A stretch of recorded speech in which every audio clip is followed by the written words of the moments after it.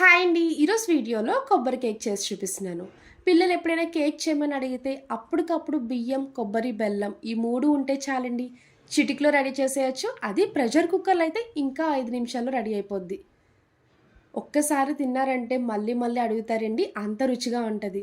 ఇది కేరళలో కలతప్పం అని అంటారండి. మనమైతే కొబ్బరి రొట్టి, కొబ్బరి కేక్ ఏదైనా అనొచ్చు. ఒక్కసారి చేశారంటే మీకే అలవాటయిపోద్ది. తిన్నారంటే అస్సలు వదిలిపెట్టరు.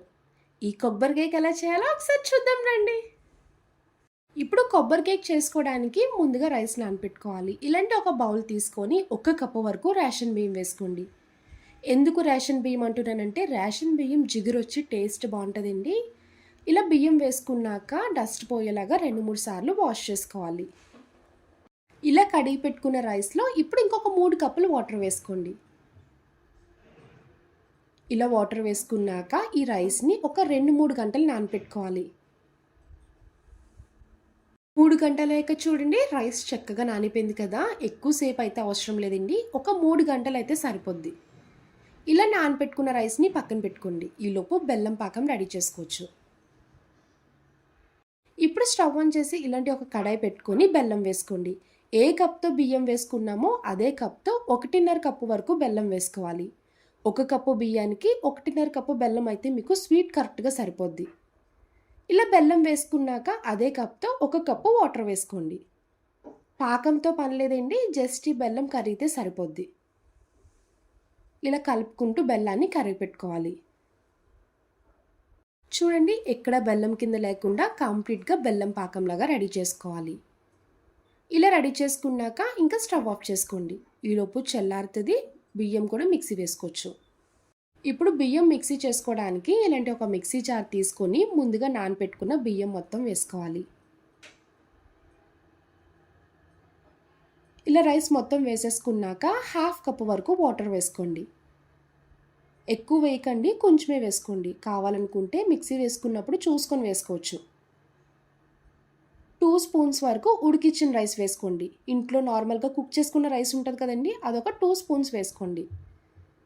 ఇన్ కేస్ మీ దగ్గర కుక్ చేసుకున్న రైస్ లేకపోతే అటుకులు ఇంకొక 2 స్పూన్స్ ముందుగా నానపెట్టుకొని ఈ టైంలో వేసుకోవచ్చు. కుక్ చేసుకున్న రైస్ అయినా వేసుకోవచ్చు, లేదు అంటే అటుకులైనా వేసుకోవచ్చు. 1/2 టీ స్పూన్ యాలకుల పౌడర్ వేసుకోండి. ఇంకొక 1/2 టీ స్పూన్ జీలకర్ర వేసుకోండి. టేస్ట్ బాగుంటుంది, ఫ్లేవర్ కూడా చాలా బాగుంటుంది. ఇప్పుడు మూత పెట్టుకొని మెత్తగా మిక్సీ చేసుకోవాలి. బరుకన్నది లేకుండా మెత్తగా మిక్సీ చేసుకోండి. చూడండి వీడియోలో చూపిస్తున్నట్టు మిక్సీ చేసుకున్న పిండి కన్సిస్టెన్సీ ఈ విధంగా ఉండాలి. చూసారు కదా, ఇలా మిక్సీ చేసుకున్నాక ఒక బౌల్లోకి షిఫ్ట్ చేసుకోవాలి. ఇలా రెడీ చేసుకున్న పిండిలో ఇప్పుడు బెల్లం పాకం వేసుకోవాలి. ఇలాంటి ఒక టీ స్టెయినర్ పెట్టుకొని బెల్లం పాకం వేసుకోండి. ఎక్కడైనా ఇసుక లాంటిది ఉంటే పోతుంది. బెల్లం పాకం వేసాక చూడండి కన్సిస్టెన్సీ కూడా ఈ విధంగానే పల్చగా ఉండాలి. అప్పుడే మీకు కేక్ కూడా ఫ్లఫీగా మెత్తగా చాలా బాగా వస్తుంది. ఇందులోనే చిటికెడు సాల్ట్ వేసుకోండి, టేస్ట్ బాగుంటుంది. 1/2 టీ స్పూన్ వరకు వంట సోడా వేసుకోవాలి. సాల్ట్, వంట సోడా వేసుకున్నాక మొత్తం కలిసేలాగా ఒకసారి కలుపుకోండి. ఇప్పుడు కేక్ రెడీ చేసుకోవడానికి స్టవ్ ఆన్ చేసి ఇలాంటి ఒక ప్రెషర్ కుక్కర్ పెట్టుకోండి. మీరు కేక్ సైజ్ ఎంత చేసుకుంటారో ఆ సైజ్ కుక్కర్ పెట్టుకుంటే చేసుకోవడానికి తీయడానికి కూడా ఈజీగా ఉంటుంది. ఇలా కుక్కర్ హీట్ అయ్యాక 2 to 3 స్పూన్స్ వరకు నెయ్యి వేసుకోవాలి. నెయ్యి వేసుకున్నాక 1/2 కప్ వరకు పచ్చి కొబ్బరి తీసుకొని ఇలా ముక్కల్లా కట్ చేసుకోండి. కొబ్బరి ముక్కలు వేసుకున్నాక లైట్ గోల్డెన్ కలర్ వచ్చే వరకు ఫ్రై చేసుకోవాలి.